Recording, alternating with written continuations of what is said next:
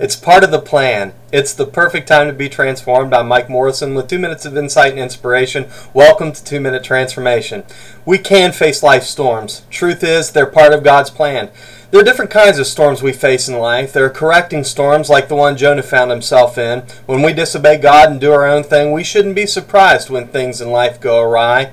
There are perfecting storms. The disciples found themselves in the midst of one of these in Matthew 14, Mark 6, and John 6. Matthew tells us that it was the Lord that sent them out in the boat.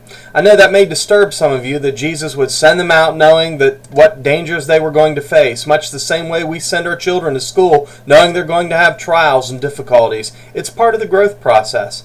The psalmist David wrote in the 4th Psalm, verse 1, "You have enlarged me in my distress." In other words, God, you caused me to grow as a result of my problems. So here it is.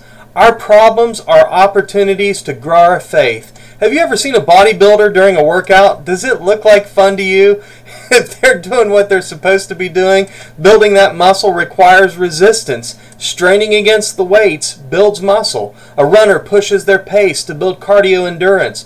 What is true in the natural is also true in the spiritual. Our spiritual lives are enlarged, muscle is built, endurance is tested, and pushed to the next level by the resistance of our trials. A friend of mine was going through some difficulties, and in his frustration he said, "What I need is to get away. If I could just go to the beach." You see lush vegetation, vibrant blooms, or spectacular fruit growing in the white sands of a beach? Of course not. Now, soil made rich with fertilizer, that'll grow something. I told my friend, you don't need a beach. Grow, bloom, and bear fruit where you're planted. Our trials are the fertilizer that God uses to enlarge us, to grow us, if we'll pause and consider that God has a purpose, and it's always for your ultimate good, so you can be transformed.